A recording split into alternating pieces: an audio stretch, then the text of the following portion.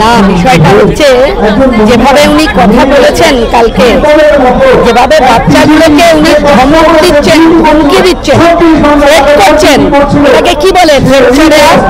উনি কি বললেন? উনি বলেছেন যে এখনো কিছু করিনি, তোমরা ভালোই ভালোই কাজে ফেরো, তা নাহলে আমরা স্টেপ নিতে পারি, তার অনুমতি আমাদের আছে। কোর্ট করলাম কথা বলতে পারেন? যারা আন্দোলন করছে তারা যে দাবিতে আন্দোলন করছে সেই দাবির উত্তর উনি কি দিচ্ছেন?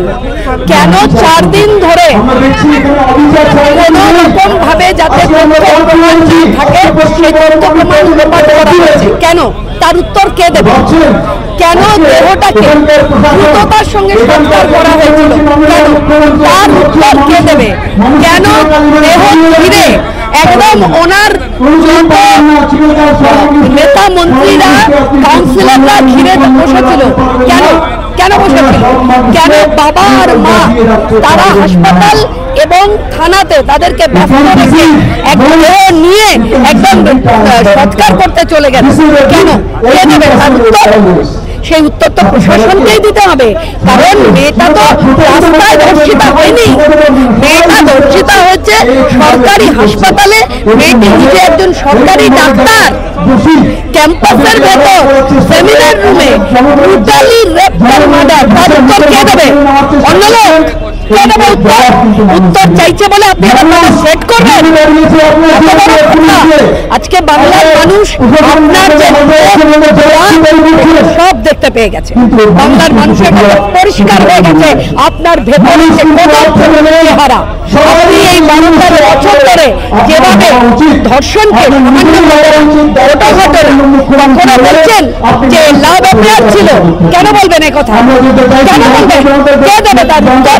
আপনার ছোট ছোট সব ভাইয়েরা যাদের 22 টাকার পাউচ দেন আর তারা অতিরিক্ত পাউচ খাবার পরে বাড়ির মেয়েদের উপরে হামলা করে, আর আপনি তখন বলবেন বেচারা ভাই একটু দুষ্টুমি করে ফেলেছে, আর বাংলার মানুষ তাকিয়ে তাকিয়ে দেখবে, বাংলার মানুষ তাকিয়ে তাকিয়ে শুনবে?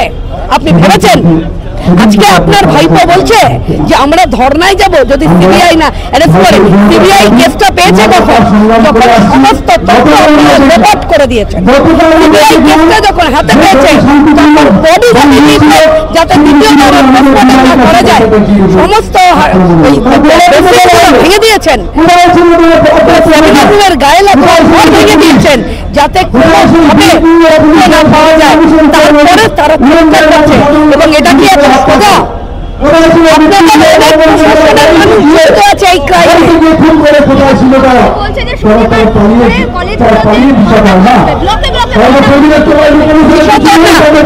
মানুষ ধর্ণা দিচ্ছে, মানুষ এরপরে আমাদের বিরোধী দলনেতা হাত দিয়ে দিয়েছে মহারাষ্ট্র অভিযান হবে।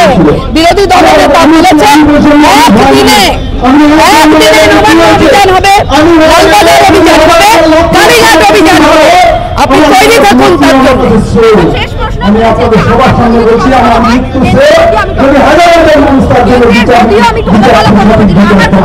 আপনি নিজের গদি রাখুন, গোটা মানুষ আপনাকে সরিয়ে নেবে। গোটা বাংলার মায়েরা একাই কাফি আছে। মায়েদের শক্তি জানেন? আপনি মানব, আপনি মায়ের শক্তি জানেন না। যে মা আমার গর্বে ধারণ করে বাচ্চাকে তার জন্য যে শক্তি লাগে আপনি সেই শক্তি জানেন না। তাই এটা মায়ের আন্দোলন, এটা মা কন্যা সুরক্ষা আন্দোলন। তাই এই আন্দোলনের ফল আপনার 14 তলার ভিত নাড়িয়ে দেবে। আপনি দেখুন।